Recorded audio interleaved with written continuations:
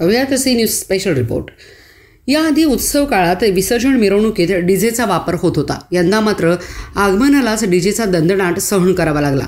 त्यामुळे भाविक नागरिकांना खूप त्रास झाला। गंभीर धक्कादायक बाब म्हणजे या सर्व प्रकारावर नियंत्रण ठेवण्याची जबाबदारी असणारी पोलीस यंत्रणा मात्र बघ्याच्या भूमिकेत आहे। गणेशोत्सव खरे तर आनंद सोहळा, काळाच्या ओघात उत्सवाच्या स्वरूपात बदल झाले, पण काळही मात्र जीवघेणी ठरत आहेत। 3 ते 5 वर्ष झाली मूर्ती आगमनावेळी मुंबईसारख्या मिरवणुका आपल्याकडे काढल्या जात नव्हत्या। पारंपरिक वाद्याच्या निनादात मूर्ती आणली जायची, पण आता मात्र डीजेचा दणदणाट सुरू झाला। विसर्जन मिरवणुकीला डीजे मिळत नाही म्हणून मूर्ती आगमनालाच अनेक मंडळांनी डीजेचा दणदणाटात मिरवणूक काढली। काही ठिकाणी डोळ्यांना इजा करणाऱ्या लेसरचाही झगमगाट होता।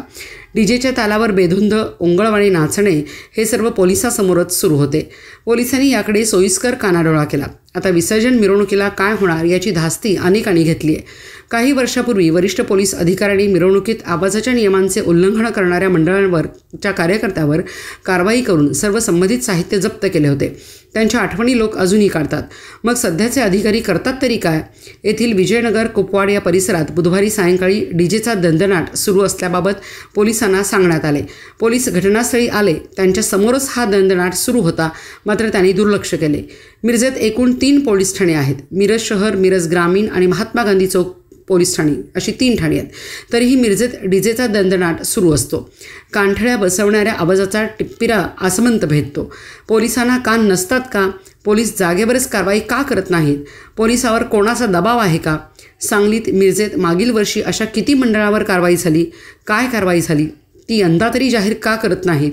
बडे बडे अधिकारी स्वतः रस्त्यावर उतरतात का? यापूर्वी काही अधिकाऱ्यांच्या दराऱ्याची उदाहरणे आहेत, तसे प्रथा म्हणून का होत नाही?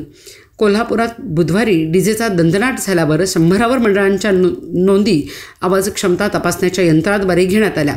तशा नोंदी सांगली, मिरजेत होतात का? त्या रोजच्या रोज जाहीर का करत नाहीत असा सवाल नागरिक करत आहेत।